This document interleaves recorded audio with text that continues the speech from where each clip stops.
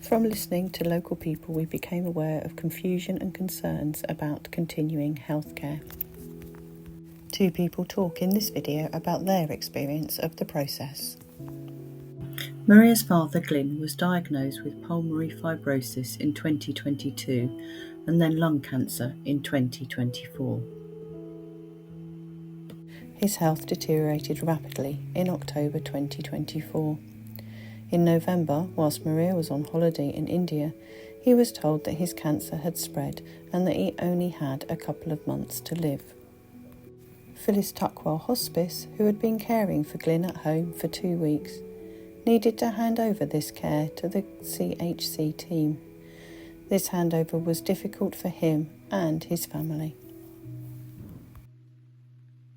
They explained to my mum, myself and my brothers and my dad that because they had come in as like rapid response care, we would need to move over to the continuing healthcare. So that was really distressing. They know what they're doing. They're experienced in end-of-life care, and they really gelled and built up a relationship with my dad. It was a shock for my dad and my mum to hear, actually, well, we're going to have to stop doing this. Well, as far as I know, nobody from the continuing healthcare team rang up to say that we've assessed your husband's package or whatever. You don't get a phone call from anyone else to say this is the care agency. So, I just thought it felt very impersonal, especially when it's a rapid,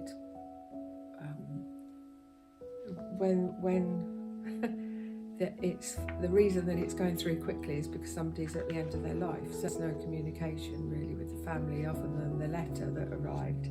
Maria's mum was quite upset by the letter. So that was the first formal thing from the team that she got, and it's a standard letter really, and it even that felt impersonal, because in there it tells you that you've been granted the continuing healthcare package. First thing it talks about is if you want to do it privately, you can still, if you want to pay privately, and then it talks about how much pressure there is on care at home. So if that's the case, then you may have to go into a residential home care package. But then on the other side, it says, but there's a shortage of those as well. So you might only be able to have the one choice. So when I got round that day, my mum was in tears, and she said, does this mean if Dad can't get the care at home, he's going to have to go into a care home?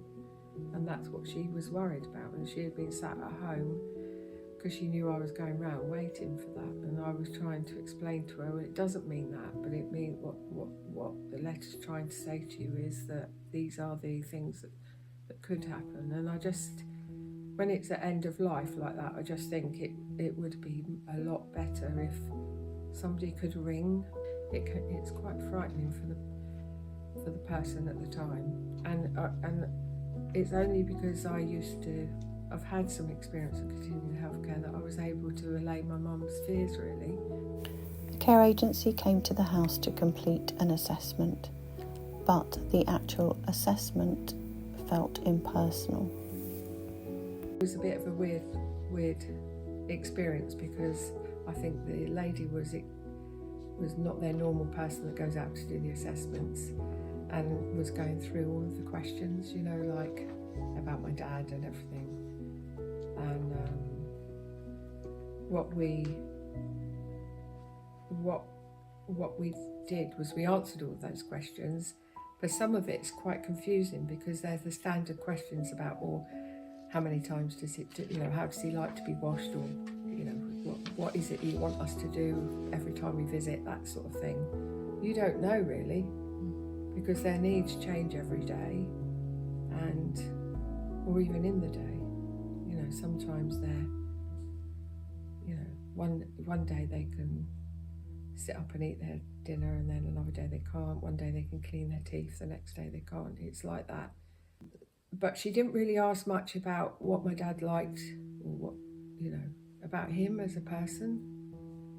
So at the end, when we had a chance, she said, is there any questions? That's when I said, you know, when my mum talked a bit as well. He loves football, he liked F1, all of the sort of things that you would interact with somebody when you're coming out to see them with.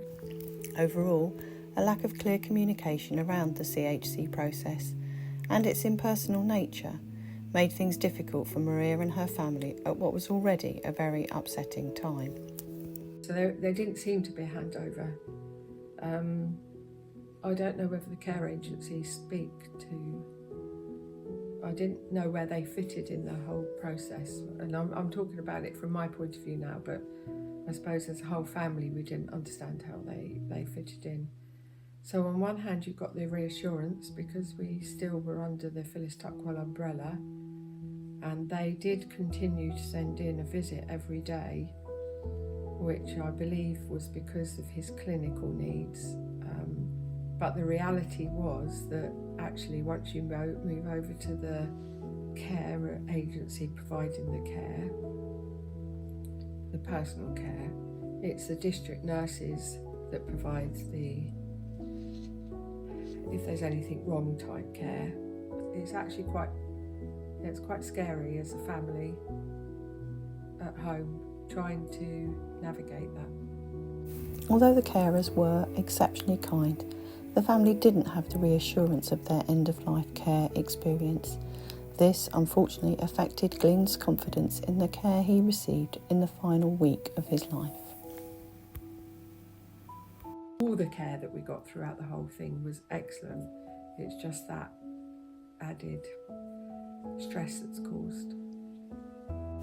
David was diagnosed with motor neuron disease, MND, in 2012. Over a period of time, David lost the use of his arms and hands, and later his legs. I wasn't aware of CHC at all, and I think that's one of the failings, if you like. There's a lack of awareness of CHC funding in the first place. But I did become aware of it through our MND Association local care development advisor in around about 2016. David asked his occupational therapist about CHC. They went through the checklist process, but agreed that the scores were not high enough to proceed. A couple of years later, my mobility was getting worse. My legs were going, my arms really couldn't do anything. So I said to our OT, how about going through it again? And this time I scored enough to at least proceed to the, through the qualifying round checklist to the decision support tool. And I had my first full assessment in 2019. David found the CHC process very difficult. It was grueling, that's for sure. The lady came to our house. I think she was polite, and but the interview did feel quite adversarial and quite grueling, as I said. Our occupational therapist was there, but there was no medical person in the room who really stood motor neurone disease or my particular symptoms of motor neurone disease. David was not successful on this occasion. Approximately 2 years later, David had a second decision support tool assessment. There were two major differences to his previous assessment. I'd been prescribed non-invasive ventilation overnight, and secondly, at the second assessment, I had my MND specialist nurse with me in the room, and that's really important because she could act as a translator between myself and the assessor, so that I can understand the language that the assessor was using to me. And I'm pretty certain that in one or two of the domains, she was able to advance me up, one leg and perhaps give me more marks because she understood the condition far better than the assessor and far better than many other medical professionals. That assessment the first one had been 1.5 hours. The second one was 3 hours long. And Helen and I felt that we had to bare our souls. David feels there are a number of ways in which the process could be improved. First of all, I think, make people more aware of it, CHC in the first place. I mean, it still astounds me on social media forums that people say, CHC, what's that? And that's what, not just in Surrey, it's right across the country. I'd like people to be more proactive about CHC. Where the need is obvious, such as in many cases of motor neurone disease, and I'm sure with many other conditions, how about if the authorities actually came out to you and said, hey, this is available, let's see if you qualify, rather than you asking the system if you can qualify.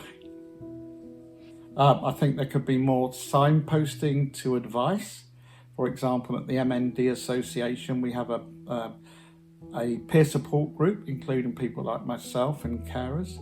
But also there's a service called Beacon, who can give you 90 minutes free advice on CHC applications and appeals, etc. The process generally, I think, could be more supportive. It feels like it's trying to, the way it works at the moment, that people are trying to find ways for you not to get funding. As I say, it was quite adversarial.